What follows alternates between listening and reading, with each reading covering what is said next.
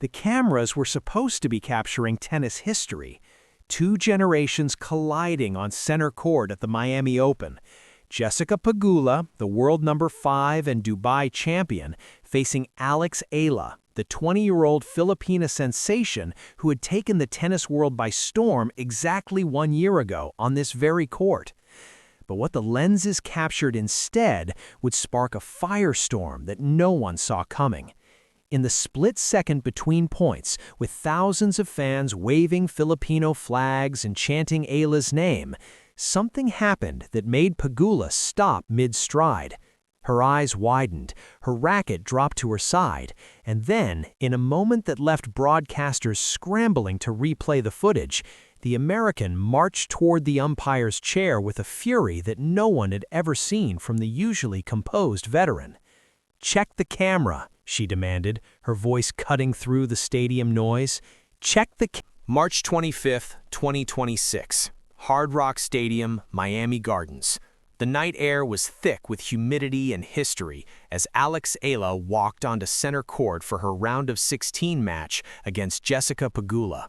Exactly 366 days had passed since these two first met on this very court. That night, under these same lights, a 19-year-old wildcard ranked number 140 had pushed the world number 4 to the absolute limit before finally succumbing after 2 hours and 26 minutes of grueling, unforgettable tennis. The match had ended just after midnight, with Eala limping off court, her body taped and battered, but her reputation forever changed. Pegula had won that battle, but in the year since, Eala had been winning the war.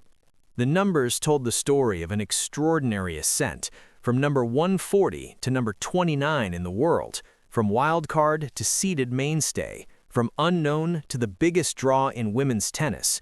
Eala had added victories over Iga Swiatek, Jasmine Paolini, and Coco Gauff to her resume. She had reached the quarterfinals in Dubai, the round of 16 at Indian Wells, and now returned to Miami as the number 31 seed with a first-round bye and a target on her back.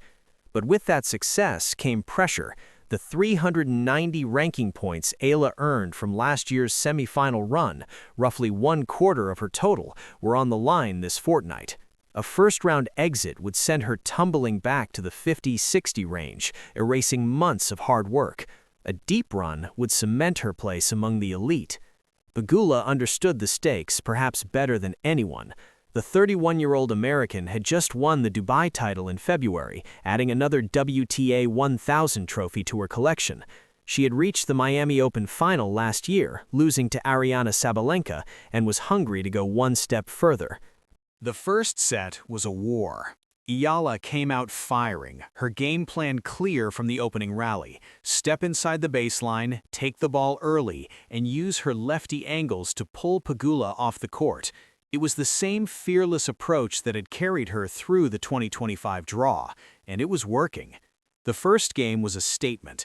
Eala broke Pegula at love, rifling 2 returns past the American that left the crowd gasping. The stadium exploded, flags waved, chants echoed. Pegula, to her credit, didn't blink. The veteran had been here before. She had faced hostile crowds in Rome, in Paris, in Melbourne. She knew that experience often wins these battles. In the second game, she broke back. The pattern was set. What followed was 47 minutes of breathtaking, high-stakes tennis. Both players held serve through 4-4, each game a war of attrition. Eala won a 14-stroke rally to hold at 4-4. Pegula answered with an ace down the tee to hold at 4-5. At 5-5, with the tension reaching fever pitch, Eala stepped to the baseline and delivered her best service game of the match. 3 winners, 1 unreturnable, a love hold that sent the crowd into a frenzy. Pegula responded by holding it love herself, forcing a tiebreak. The tiebreak was where champions are separated from contenders. Eala won the first point with a forehand winner down the line. Pegula answered with a backhand passing shot that kissed the line. At 3-3, Eala double faulted, her first of the match, and the momentum shifted. Pegula pounced. 2 massive serves gave her 5-3. On set point, Eala's forehand found the net. 7-6-3 to Pegula. 1 hour and 7 minutes gone. The crowd, deflated but not defeated, applauded both players off the court. But as the players walked, the second set began with both players holding serve comfortably. At 2-2, the match was perfectly poised. Then came the moment that would define the night. It happened at 30-30 in the fifth game. Pegula served wide, drawing Eala off the court. The Filipinas' cross-court return landed just inside the baseline, or so everyone thought. The linesman called it good. Pegula, already moving to retrieve the ball, stopped mid-stride and pointed at the court. "Wait, wait, wait," she said, walking toward the umpire's chair. "That ball was out. I saw it. The mark is right there." The chair umpire climbed down and inspected the baseline. There, in the clay, was a mark, clearly showing the ball landing outside the line. The stadium fell into confused silence. The linesman's call had been wrong. The point should have gone to Pegula. But that wasn't what made Pegula explode. As the umpire prepared to overrule the call, Pegula walked back to her baseline, her eyes scanning the stands. Then she stopped, her gaze fixed on a section of the crowd behind Eala's bench. "There," she said, pointing, "right there. That's where she was looking." The umpire, confused, followed her gaze. In the stands, a man in a dark polo shirt was speaking into a headset, his eyes fixed on the court. Pegula marched back to the umpire's chair. "I want that checked," she demanded.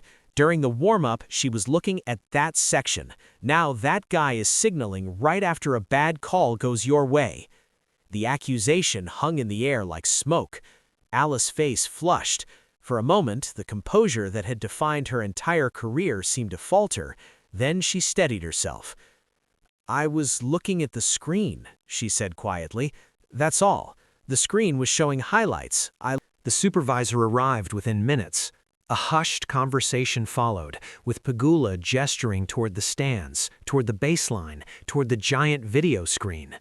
Eala sat in her chair, toweling off, her face unreadable. What happened next would become the most controversial moment of the tournament.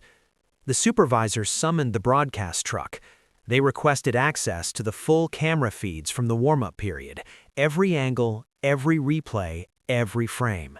For 10 agonizing minutes, play was suspended while officials huddled around a monitor in the tunnel. When the supervisor returned, her expression was neutral. "We've reviewed the footage," she announced. "There is no evidence of communication between Miss Eala and anyone in the stands. The individual Miss Pegula identified was a tournament staff member coordinating with the broadcast team. There was no signaling related to the match." Pegula's face fell. "But the mark," she started. "The mark was correctly overruled," the supervisor continued. "The ball was out. The linesman made an error. That happens in tennis. But there is no evidence of wrongdoing by Miss Eala." The stadium exhaled. But Pegula wasn't done. "I know what I saw," she said, her voice quieter now but no less firm. "She was looking somewhere during warm-up. That guy was talking into a headset, and then a bad call goes her way. If that's not evidence to you, fine, but I know something was off."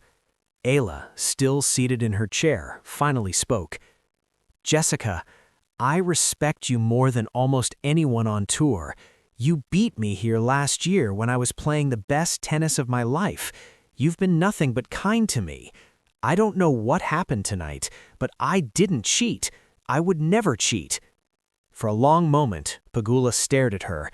Then, without a word, she walked back to the baseline. The match resumed. But the damage was done. The final set was anticlimactic. Whatever focus Pegula had possessed evaporated with the controversy. She double-faulted twice in the opening game, allowing Eala to break. She slammed her racket into the court after a missed forehand, drawing a warning.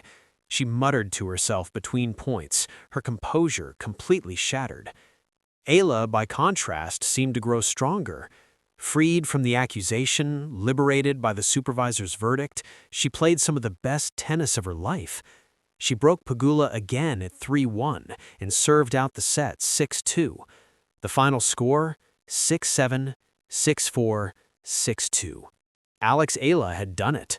She had avenged last year's loss and advanced to the quarterfinals.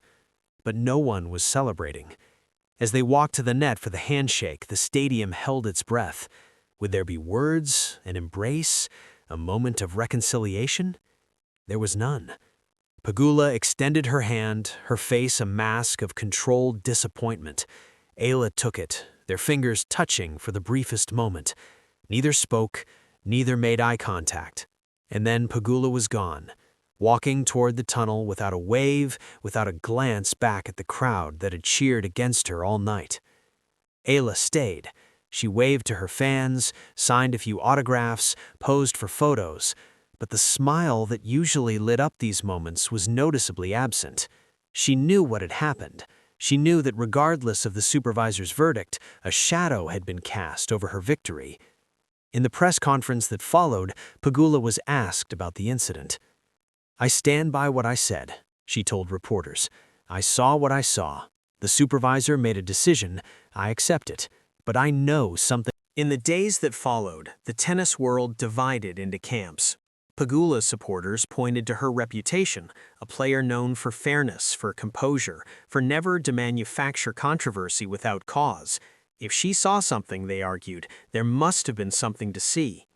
Eala's defenders pointed to her character, the grace she had shown after every match, the humility with which she carried herself, the way she had handled the pressure of being a nation's hope without ever complaining. "I do value privacy a lot," she had said weeks earlier, speaking about life under constant surveillance.